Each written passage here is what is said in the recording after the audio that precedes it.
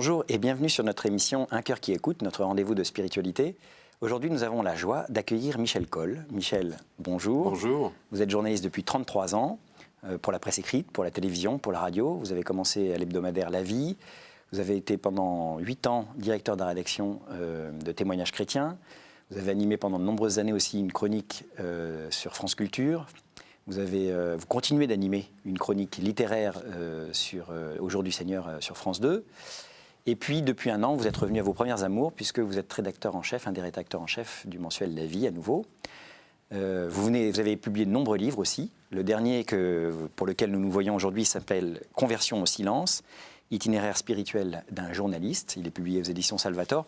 Et vous venez de recevoir un prix, le prix de la littérature religieuse au Salon du Livre de Paris, qui vient de fermer ses portes. Alors on va revenir sur ce livre-là, dans lequel vous vous livrez avec beaucoup de pudeur et en même temps passionnant. Mais on va commencer, comme l'exige la tradition dans cette émission, par vous écouter nous lire un texte. Oui, alors à la fin de mon livre, j'ai fait une anthologie de textes évoquant le silence habité par la présence. Et je vais vous lire un texte de Julien Green. Je vous dirai peut-être pourquoi j'ai choisi ce texte-là.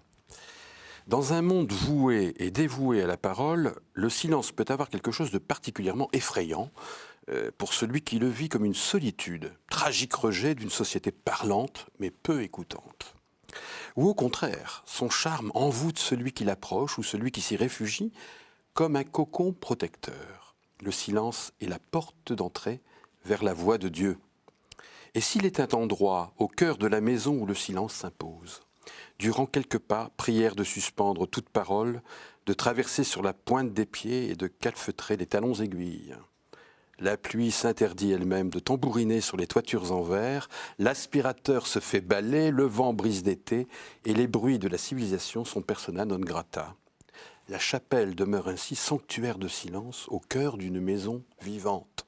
En écho à ce que disait Jean de la Croix, c'est dans le silence que l'âme entend. Un seul mot, désormais, sera donc autorisé pour traverser l'air de silence. Chut. Voilà. Je voulais vous confier ce texte de Julien Green, qui est un grand auteur d'origine américaine, qui est mort en 1998, parce que j'y vois une invitation vraiment chez soi, dans sa maison, à réserver un endroit, un petit temple pour le silence de Dieu, pour se mettre en présence de lui, comme on disait dans mon nord natal, un petit coin du bon Dieu, chez soi. Et moi, personnellement, c'est ce que j'ai fait. J'ai chez moi, comme ça, un petit reposoir où j'aime, dans ma maison, me retrouver de temps en temps pour me rappeler que je suis habité par la présence de Dieu et que ma maison est aussi habitée par cette présence du Seigneur et que tous ceux qui y viennent, ceux qui y vivent en permanence ou ceux que j'accueille, eh bien, je dois leur témoigner que cette maison est la maison aussi du Seigneur. Voilà. Merci Michel. Alors, si vous voulez bien, on va commencer par le meilleur. Votre livre commence par ça d'ailleurs, par cette conversion au silence que vous avez vécue un jour de 2007, il y a déjà maintenant 5 ans, un matin d'hiver dans un bosquet près d'une abbaye, l'abbaye de Notre-Dame de Scourmont.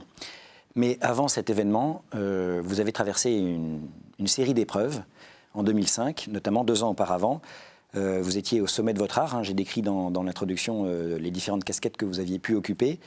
Et du jour au lendemain, vous vous retrouvez en mars 2005, après 8 années comme directeur de la rédaction de Témoignages chrétiens, licencié pour des raisons économiques. Parmi les gens qui ont pris cette décision, il y a aussi ce frère que vous n'avez jamais eu, cet ami que vous aviez, qui a aussi pris cette décision. Bref, c'est la déréliction. Qu'est-ce qui s'est passé à ce moment-là ? Alors, déréliction à laquelle s'ajoutent d'autres problèmes, des problèmes...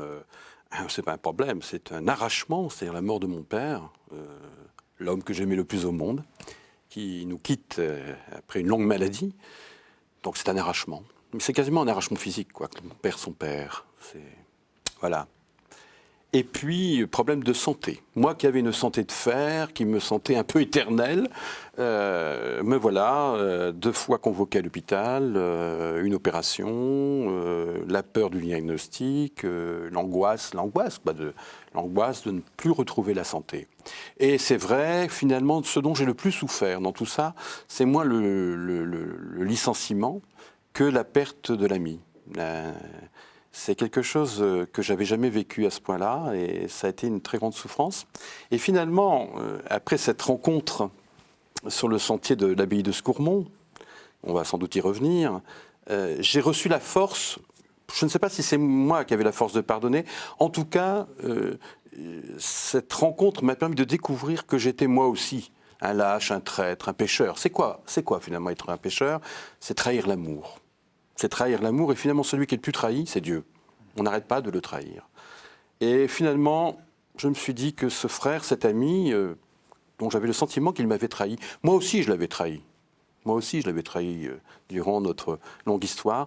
Eh bien, je n'avais pas le droit de le condamner parce que je faisais partie de cette armée de pécheurs, de cette assemblée de pécheurs qui n'ont de cesse d'implorer la miséricorde du Seigneur. Voilà. Et donc, c'était un moment d'action de grâce pour moi aussi que d'accepter cette épreuve-là et de la traverser, sachant que j'étais profondément aimé et que lui aussi, il était profondément aimé par celui dont l'amour surpasse tout amour. Alors en 2007, vous vous retrouvez à Scourmont dans le cadre d'un reportage que vous réalisez sur les moines et les moniales. Alors qu'est-ce qui se passe là-bas ? Je terminais une enquête pour un livre que je faisais sur la vie monastique. J'étais très heureux, j'avais rencontré des gens extraordinaires. J'avais notamment rencontré un novice qui m'avait particulièrement touché parce que quand on rencontre quelqu'un, on s'identifie un peu à lui, on se reconnaît dans les histoires des autres. On ne grandit aussi qu'avec les autres, j'en suis intimement convaincu, avec le tout autre et avec les autres. Et ce novice m'avait particulièrement touché parce qu'il avait longtemps hésité entre la vie mondaine, il aimait les jolies choses, il aimait les jolies dames, il aimait la belle vie, et puis Dieu avait gagné le challenge, et finalement il avait déposé sa valise à l'abbaye. Ça m'avait profondément touché, il avait 35 ans. Et le lendemain de cette rencontre, à l'issue des laudes, qui est pour moi l'une des plus belles prières monastiques, avec Complis, on commence la journée avec les laudes, on termine avec Complis, je suis allé me promener dans le bois de Chimay, juste à côté de l'abbaye. C'était un très beau matin, lumineux, transparent, un ciel bleu marial. Et en cheminant comme ça, sans penser à rien, quoi. J'ai été soudainement pris d'une crise de sanglots, mais alors je pense que j'en ai plus...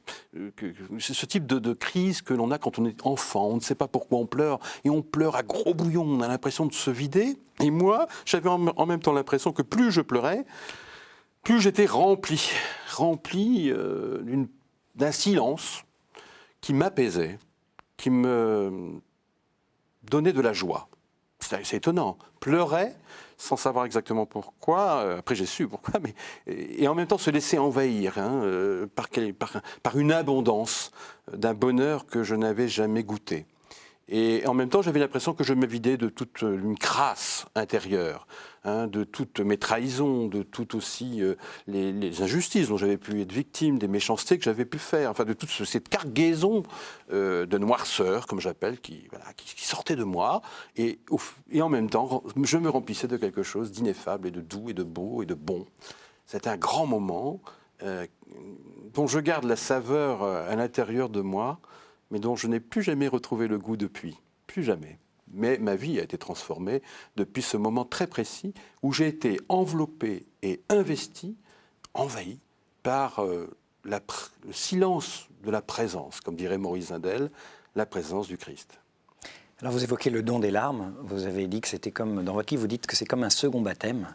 Oui. Comme un baptême du silence. Et de fait, vous avez travaillé un peu cette question, je crois, après. Oui. Vous avez découvert des choses intéressantes notamment chez les chrétiens orientaux, concernant ce don des larmes. Oui, parce que quand il vous arrive un truc pareil, vous êtes un peu surpris, vous êtes désemparé, vous demandez ce qui vous arrive, est-ce que vous ne faites pas une déprime ? C'était pas une déprime puisque j'étais heureux, donc c'était pas une dépression, c'était pas une déprime.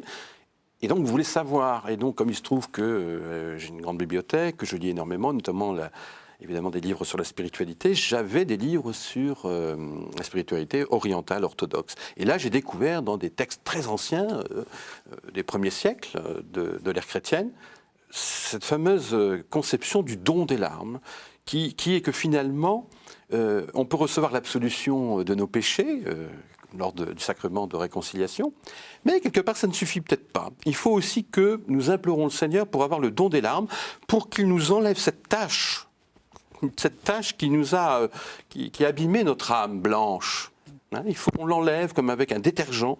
Et finalement, les larmes que nous procure Dieu, que nous procure le Seigneur, quand nous lui demandons, eh bien, il nous l'accorde et nous pouvons nous libérer de cette tâche et retrouver la pureté de notre âme. Je trouve ça très très beau.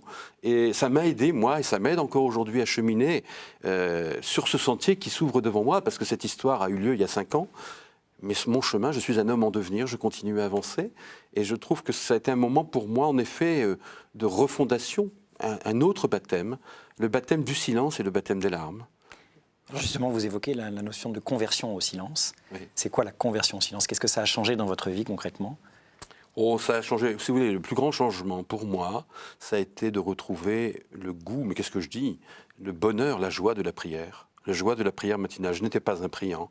Il m'arrivait occasionnellement à certaines solennités ou certains grands moments de ma vie de prier. Notamment quand j'étais triste. On prie quand on est triste et on oublie qu'il faut aussi, qu'on peut prier surtout aussi quand on est heureux. La joie de la prière.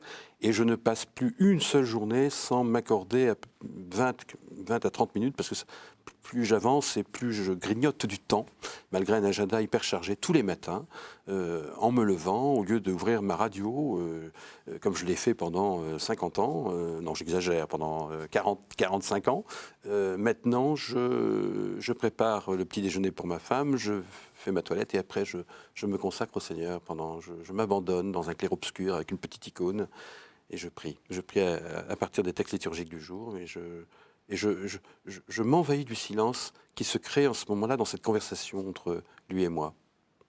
C'est cette phrase, j'aime beaucoup cette parole du curé d'Ars, qui allait dans son église à Ars, tout seul, passer des heures. Hein. Il est devant le tabernacle et il disait ceci, « Je l'avise et il m'avise ». Je pense énormément au curé d'Ars, très très souvent. Et rien que par sa prière, il avait rempli cette église qui était vide au départ quand il est arrivé, rien que par la prière. Et moi, j'espère que ma prière matinale va me faire un petit peu briller de l'intérieur durant ma journée. Bon, il y a des jours où je ne brille pas très fort, hein, mais j'essaye. En tout cas, cette prière est pour moi importante, nécessaire, pour que chaque jour, je puisse témoigner de ma joie d'avoir rencontré et retrouvé le Christ. Voilà, de l'avoir retrouvé. Merci Michel. On va revenir maintenant sur votre carrière de journaliste. Vous êtes un fils adoptif d'une famille de ch'tis, dans le Nord, d'Ache-Nord.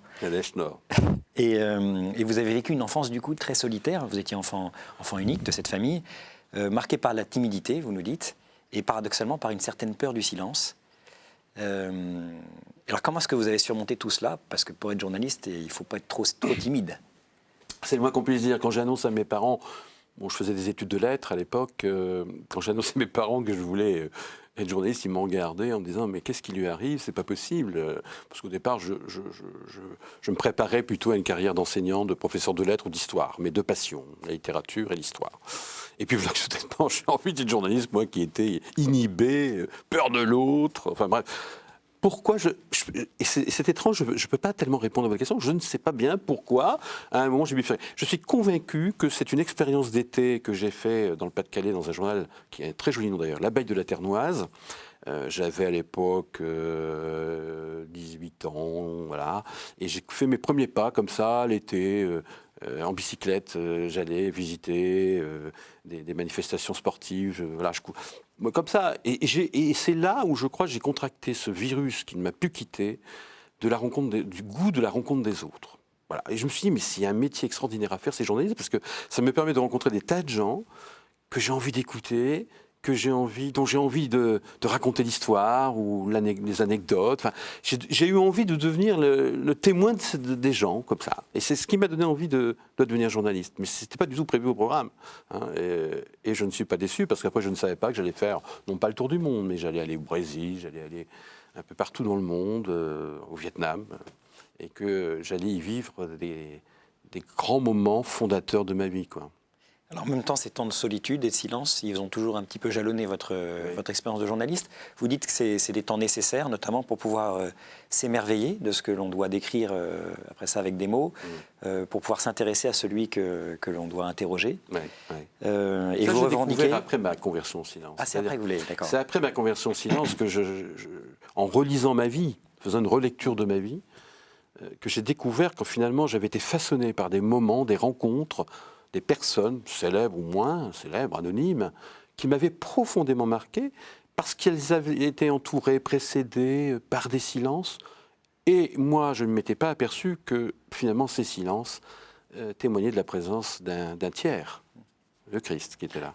De fait, vous revendiquez, je vous cite, un journalisme contemplatif, poétique et spirituel. Oui, un journalisme qui prenne son temps, hein, qui ne soit pas soumis à la dictature de l'urgence. Ça, c'est bon. Il y a une résistance spirituelle là, à affirmer. Un journalisme aussi qui ait le goût passionné de la rencontre, prendre du temps pour écouter, regarder l'autre. Je suis très sensible maintenant au regard. Parce que je pense que le silence ne s'exprime pas que par la bouche. Le silence, il est dans le regard. Et dans le regard, on peut lire beaucoup de choses quand on prend le temps de s'y attarder.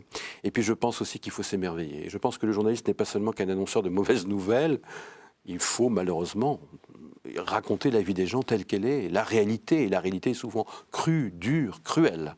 Mais il y a aussi des choses extraordinaires sur notre terre, durant notre vie passagère, comme dit Thérèse de Lisieux. Il y a des moments extraordinaires et il faut qu'un journaliste chrétien soit capable aussi de dire, regardez, ça vous montre, c'est un témoignage de la grandeur qu'il y a en vous et que vous ignorez bien souvent. Regardez ce qu'ont fait ces gens, ces créateurs de solidarité, enfin, ces peintres, ces artistes, qui font que le monde est plus beau. Hein. Vraiment, je pense que le journaliste chrétien est aussi un témoin de l'émerveillement. Hein. Voilà, donc voilà, c'est ça le journalisme contemplatif. Pour moi, je suis très heureux d'ailleurs que l'été prochain, pour la première fois, je vais organiser une retraite dans un monastère pour des journalistes et des écrivains contemplatifs. Voilà, donc on n'est pas très nombreux, mais c'est une première et un ami moine m'a dit, bah alors si les journalistes se retrouvent dans un monastère, alors la face du monde est changée. Ça m'a fait rire, mais c'est vrai, je trouve que si on arrive à prendre du temps dans notre rythme infernal pour nous remettre en présence du silence de la présence et pour redécouvrir cette présence du silence en nous, je crois que ça peut beaucoup nous aider à être le globe-trotter ensuite. Surtout que les journalistes contribuent beaucoup au brouhaha du monde. Oui. Hein. Vous citez une très belle phrase de Geneviève Micheli qui dit « Le vrai bruit, c'est l'écho que les choses ont en nous oui. ». De fait, hein, tout ce bruit qu'ils provoquent vient résonner en nous et contribue à ce brouhaha. Je suis très impressionné aujourd'hui par la peur de beaucoup de nos contemporains de découvrir le silence en eux ou la hantise de découvrir le bruit qu'il y a en eux. Et je crois que là, nous avons vraiment un devoir aussi, quelque part, d'aider des gens à redécouvrir leur intériorité. La liberté intérieure, c'est la liberté la plus chère que nous devons défendre. Alors pour vous, d'ailleurs, un journaliste chrétien, c'est quoi ? Il y a 30 ans, il y a 30 ans, quand j'ai démarré mon métier, je vous aurais dit c'est un chrétien qui défend des valeurs, c'est un chrétien qui défend des principes, qui défend l'Église. Bon. Aujourd'hui, je vous dis, c'est quelqu'un qui met tout son talent au service du Christ, qui met tout son talent, tout son savoir, toutes ses compétences, d'abord au service du Christ. Voilà ma réponse. Alors vous évoquez dans votre livre aussi le scrupule du faussaire en écriture. Ça c'est... C'est un scrupule que doit avoir le journaliste chrétien ou c'est... Oh, je ne sais pas si c'est seulement le journaliste chrétien. Disons que j'ai un amour immodéré des mots. Et je crois que les mots sont les reflets aussi de notre âme. Quand on sait les choisir pour transmettre quelque chose qui nous est cher, pour être aussi fidèle à ce que nous dit quelqu'un. Enfin, j'ai un certain culte des mots. Le danger, c'est que ça en devienne ça peut devenir un orgueil aussi, de chercher le mot juste. Hein. C'est à la fois une faiblesse et ça peut devenir un orgueil. Mais je crois que c'est important, les mots. Mais j'essaye aujourd'hui de distiller du silence dans mes mots. C'est-à-dire de prendre un peu de temps avant de les dire, hein, de les ruminer, comme on rumine une prière, comme on égrène un chapelet. Mais j'ai un amour des mots, parce que je pense qu'il y a des mots merveilleux, le mot amour, par exemple. La manière de le dire, la manière de le prononcer, la manière dont les lèvres le prononcent. Enfin, tout ça fait que ça peut transformer la journée de quelqu'un. Ne serait-ce que dire bonjour ou merci. Dans vos temps de prière là, que vous évoquiez quotidien, vous dites que vous lisez chaque jour un petit morceau de la règle de Saint-Benoît. Ah oui. Qu'est-ce que ça vous apporte, cette règle ? Elle a quelque chose à dire aux laïcs que vous êtes aujourd'hui ? Oui, elle a quelque chose à dire d'essentiel pour moi, vu le métier que je fais, où on est toujours devant les caméras, où on est toujours un peu en représentation. Un peu, c'est façon de parler, on est beaucoup en représentation. C'est de me rappeler la règle d'or du message évangélique, c'est l'humilité. Voilà, et je trouve que Saint Benoît a été avant Freud, avant tous les psychologues, c'est le plus grand connaisseur de l'âme humaine, de la psychologie humaine. Et il a construit une règle pour apprendre aux frères, aux moines vivant en communauté, à vivre humble. Et que c'est le seul chemin qui peut permettre de vivre en paix, l'humilité. Voilà. Et moi j'essaye, bon an, mal an et très mal, de vivre ce chemin d'humilité. Hein. Vous savez, il y a plusieurs stations dans la règle de Saint Benoît pour atteindre le sommet de l'humilité. Je suis qu'au deuxième station. Hein. Vous savez, il faut beaucoup d'humilité aussi pour apprendre l'humilité. Alors vous évoquez souvent les moines. De fait, vous allez souvent vous réfugier dans les abbayes, je crois. Vous dites que le moine, il y a en vous un moine ou un ermite qui sommeille. Vous avez caressé l'envie un jour de devenir moine quand vous étiez plus jeune ou J'ai pensé être prêtre, ça je m'en souviens très très bien, parce que quand j'étais petit, je m'amusais même je jouais à la messe, vous savez. Mais moi non, c'est en grandissant. J'ai pris conscience qu'en moi il y avait un contemplatif profond. Là maintenant je ne peux pas être moine, j'ai une femme, je suis heureux dans la vie conjugale qui est la mienne. Mais j'ai besoin des moines et des moniales. Ce sont des amis pour moi. Ce sont mes amis. Alors c'est vrai qu'un temps, j'allais dans les monastères pour, d'une certaine manière, un peu étancher ma soif de contemplation, de silence. Maintenant, depuis que j'ai retrouvé cette chapelle intérieure, depuis cette conversion de silence sur le chemin là, de Scourmont, je sais que je suis habité par cette présence silencieuse. Je sais que j'ai en moi un petit monastère secret. Par contre, quand je vais au monastère maintenant, je m'imprègne de la liturgie. J'aime beaucoup la liturgie cistercienne en particulier, à cause de sa beauté et de sa sobriété. Je m'appuie sur la prière des moines pour qu'ils m'aident à continuer mon chemin d'homme en devenir. Voilà, c'est ça. Donc c'est vrai que je continue à fréquenter énormément les monastères. Et je me suis si bien. Je m'y sens si bien et je fais des rencontres extraordinaires. C'est incroyable les rencontres que l'on peut faire dans le silence d'une hôtellerie. J'ai fait, moi, sans doute une des plus belles rencontres de ma vie, dans une hôtellerie, avec quelqu'un avec qui je n'avais pas dit un mot. Et on s'est retrouvés ensuite, et c'est une véritable amitié spirituelle. Je crois que les grandes ferveurs, les grandes rencontres peuvent se faire sans mots, sans paroles. Il y a des histoires sans paroles qui nous fécondent, et regardez dans l'Évangile, combien de fois Jésus ne parle pas, regarde. Et il dit énormément de choses par son regard. Avec le jeune homme riche qui vient de le voir, qui dit « Seigneur, je vais te suivre, j'ai envie d'aller avec toi. » Et puis Jésus lui dit « Mais vends tous tes biens. » Et le jeune homme riche dit « Ah non, pas ça, je ne peux pas. » Il s'en va, Jésus le regarda et il l'aima. Moi, ça me bouleverse. Je suis bouleversé par cette phrase du Christ. Eh bien, si on se rappelait tous les jours de cette phrase-là, ça nous aiderait sans doute davantage à aimer nos prochains. Mais il y a du boulot. Merci Michel, on aurait encore tant de choses à se dire. On va devoir malheureusement terminer cette émission. J'ai encore 3 questions rituelles à vous poser. La première, c'est quel conseil donneriez-vous à quelqu'un qui vous dirait « J'ai envie de devenir chrétien, par quoi dois-je commencer ?» Laisse-toi séduire par Jésus, sa personne divine, Jésus le Christ. Laisse-toi séduire par lui. C'est l'ami incomparable, c'est l'ami exceptionnel, unique. Laisse-toi séduire. Quel est votre héros, votre saint, la personne que vous trouvez admirable 3. Alors je vais reprendre les 3 vertus théologales, la foi, la charité, l'espérance. La foi, pour moi, le visage de Thérèse de Lisieux, avec la petite voix de l'enfance spirituelle.